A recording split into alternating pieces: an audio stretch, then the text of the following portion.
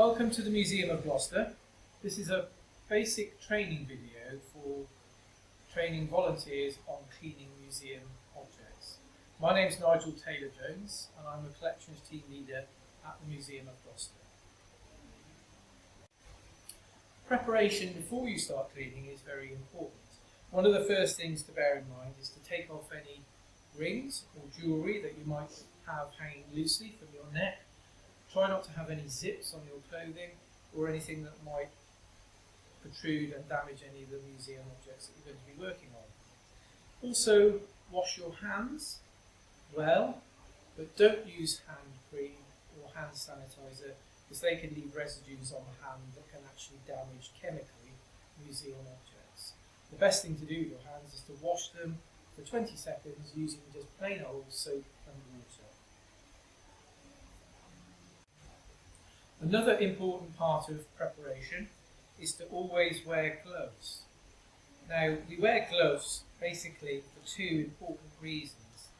Number one, it prevents harmful chemicals that are secreted by our skin from getting onto museum objects. Surprisingly, our own sweat contains acids which can harm museum objects over time. But equally, they're there to protect us as individuals, as some museum objects might have harmful materials on them, including chemicals, but also certain moulds and bacteria which may be able to penetrate through our skin and make us unwell.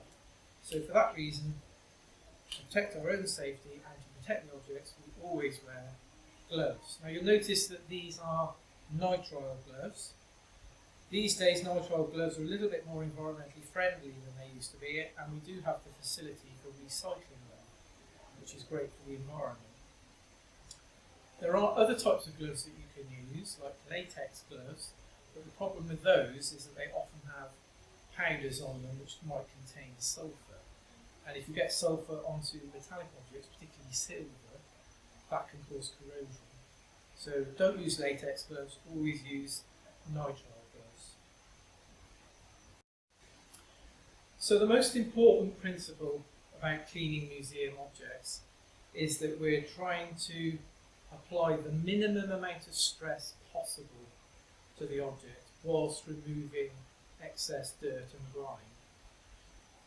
We're not trying to polish the object and make it look shiny, neither are we trying to remove any accumulated dirt that might be integral to the history of the object.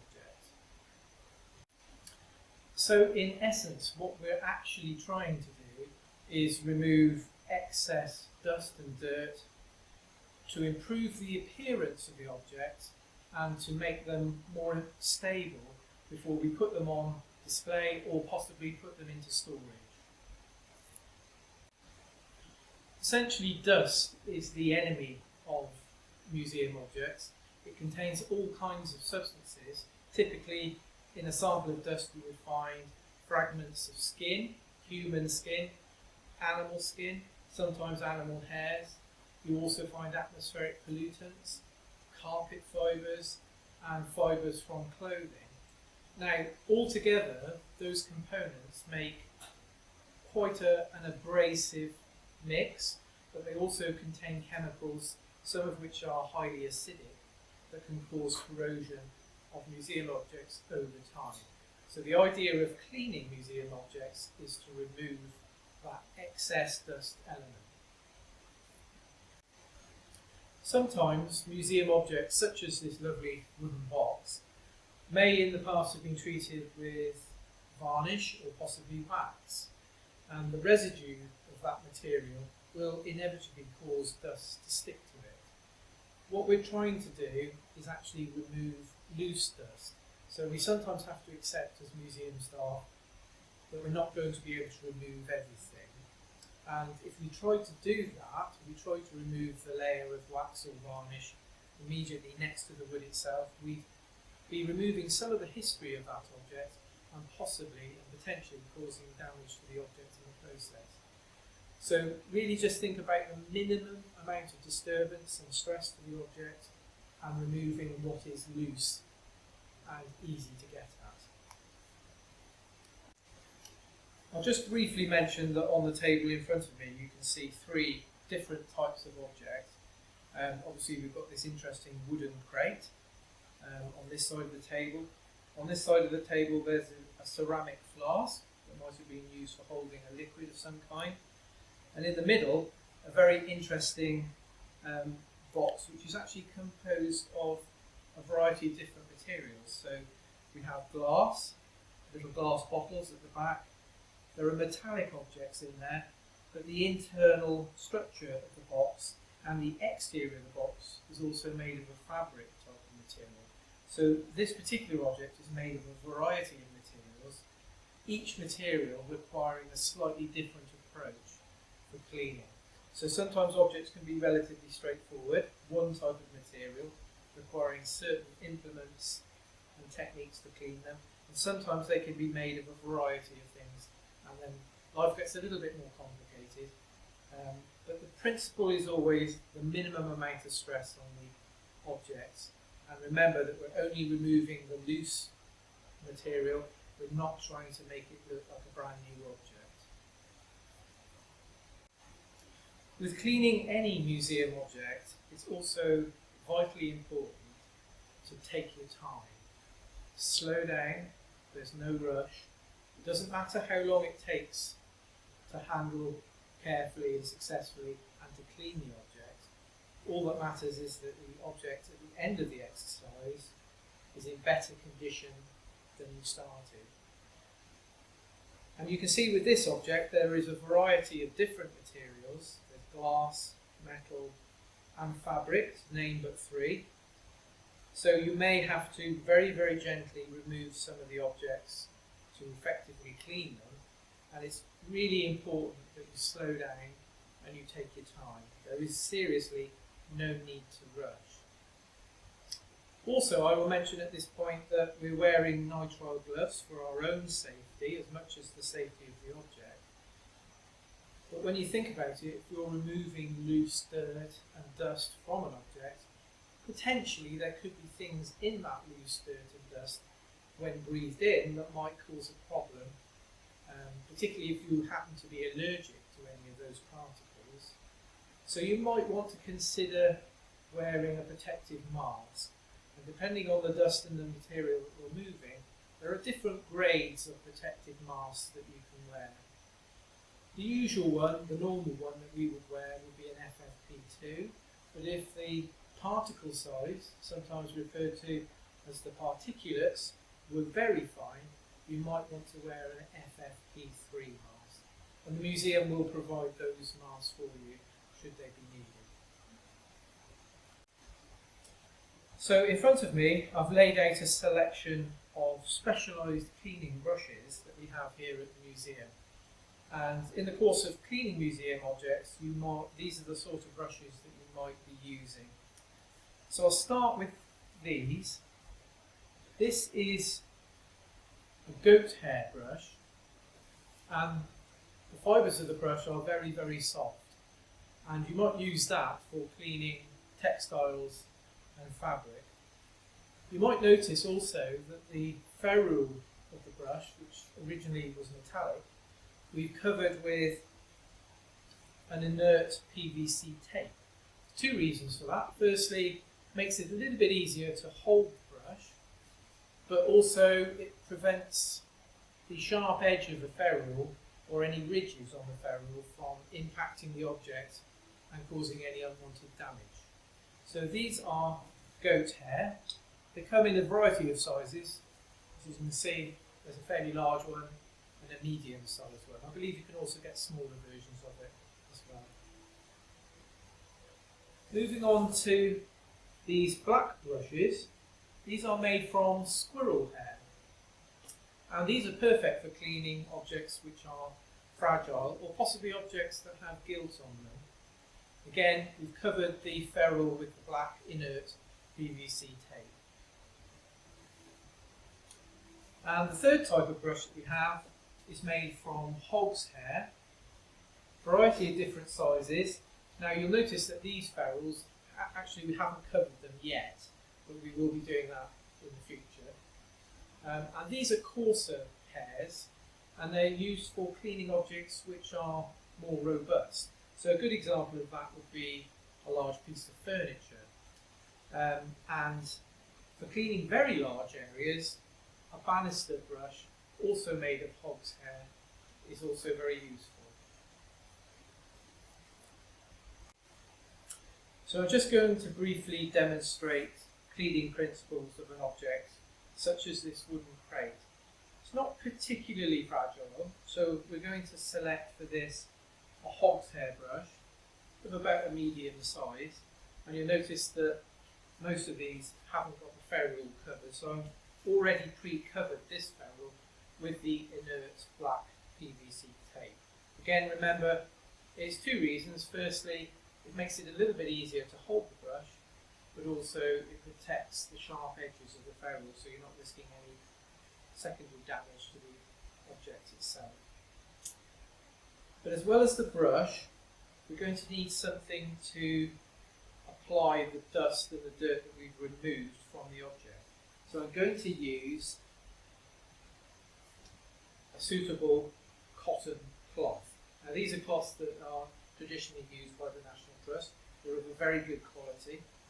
And the technique with the cloth is to fold in the corners to the centre, all four corners, and then once you've done that, fold the corners in again, and effectively you're making a little handheld puff of fabric that you can hold in one hand to brush your dirty brush onto to apply the dirt. And then eventually at the end of the process, this cloth gets washed at a low temperature and a suitable detergent to remove the dust, and they can be reused once dried. So, taking our hog's hair brush, we're going to be mindful of the direction of the grain of the wood, and the best plan is to do 2 or 3 gentle strokes away from yourself, because you don't want to be covering yourself in dust.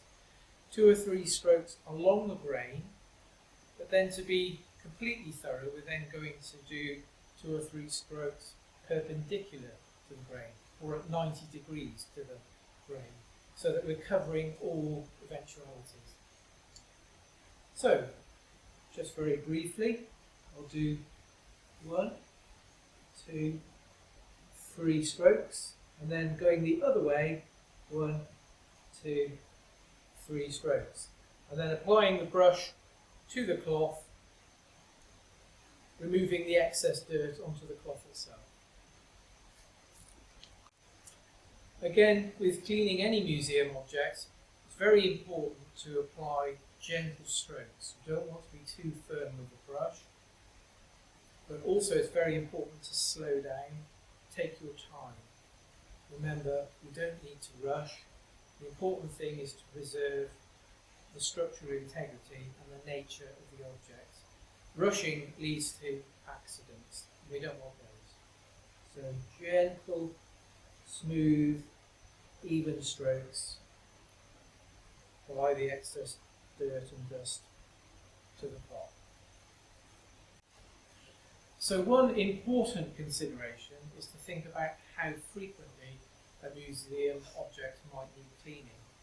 And that really depends on a number of factors, such as the location of the object, the fragility of that object, the footfall in the area where the object is kept. For example, if there are lots of visitors going to see that object, more people equals over time more dust. But also whether the object has been used, if indeed it's appropriate to even use that object. So there are a range of factors that might determine how frequently an object needs to be cleaned. And generally, for routine, regular maintenance cleaning, you would tend to use the brushes and the cloths, as I've just demonstrated. But for a more meaningful and thorough clean, you would probably want to use a museum vacuum. So I'd like to introduce you to the intricacies of the museum vacuum cleaner. Now, this is not a domestic vacuum cleaner. For one thing, they're quite expensive. We're talking £300 to £400, and there are a variety of different attachments that you can use. But I just want to stress the fact that you cannot do museum object cleaning with a normal domestic vacuum cleaner. So obviously we've got the main body of the vacuum cleaner itself, and you'll notice that there is a very convenient shoulder strap. So I'm just going to put the vacuum cleaner on so you can see what it looks like. And conveniently, it will hang at the side, which enables you to have relatively free movement when you're actually cleaning your museum object. So it has a mains cable attached to it, and that will be plugged into a socket. But because you're actually holding a vacuum cleaner which has got a electric motor inside, it's advisable to use a circuit breaker for your own safety. So on the top of the vacuum cleaner we have an on-off switch, and also at the side, if you can see that in the film, there is a regulator which turns the suction level of the vacuum cleaner from a low setting up to a higher setting. So for very delicate materials you would use a low suction, and for more robust materials you might turn the suction up to a higher level. Now on the table in front of me we have a variety of different attachments. This is a goat hair nozzle, and it just fits conveniently onto the end of the tube, so you could actually use the vacuum cleaner just like this. But it's good practice over the end of the tube to apply a piece of very fine muslin fabric, which then you would fit the nozzle over.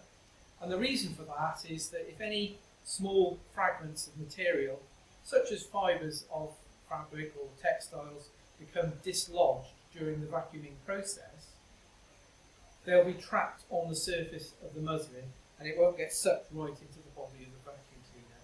And then after cleaning, you simply take the nozzle off and you can retrieve anything that might have accidentally ended up in that position. There are other attachments, such as a long, fine tube, and at the very end of this small ending, you could fit some further goat hair attachments for cleaning smaller, more delicate areas.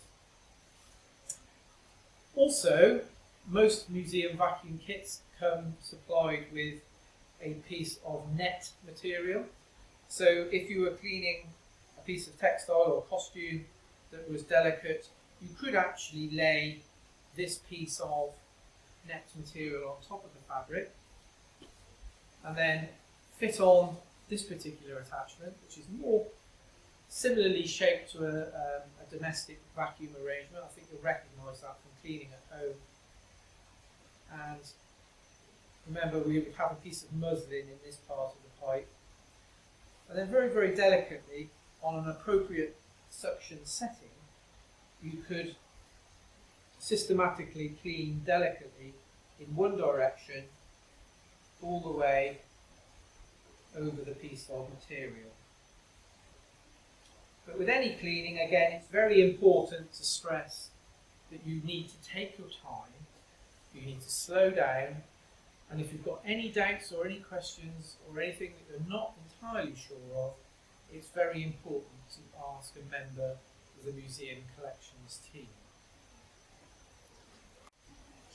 As well as museum brushes and vacuum cleaners that we've looked at just now, there are a variety of other types of cleaning materials that are available.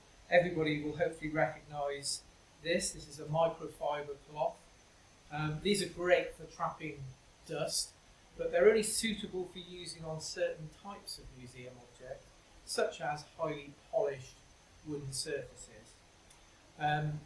Tweezers can be very useful for removing fine particles and hairs from objects that they accidentally become embedded in.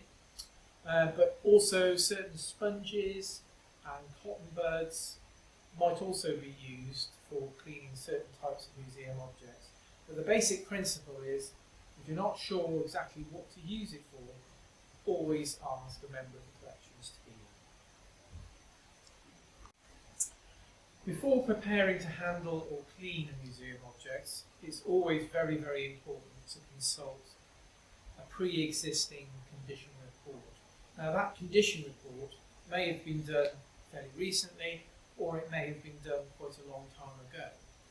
But if you examine the condition report carefully, it should describe any problems or delicate areas of the object and any potential areas of damage. And that is important information that might determine how and using what method you might clean your museum object. If in the process of cleaning the museum object a new area of damage is noticed, it's always best to notify a member of the collections team, who will then instruct you on how to enter that onto the condition report, so that that record is constantly updated. Remember, when you've finished using your museum vac, it's possible that fragments or threads may have become dislodged from the object that you were cleaning and become trapped on the piece of muslin fabric within the tube of the vacuum cleaner. You will need to notify a member of the collections team, and that information will need to be recorded on the condition report. And those fragments or threads will need to be stored in what's called a bits box, so that they can either be used to be reattached to the object or kept for future use. One of the most important things to remember with cleaning of museum objects is to slow down and take your time. You may see other members of the collections team working at a faster rate, but remember that is only because we have many, many years of experience working in this area. You don't have to compete with members of the museum collections team. It's far more important for you to slow down and take your time.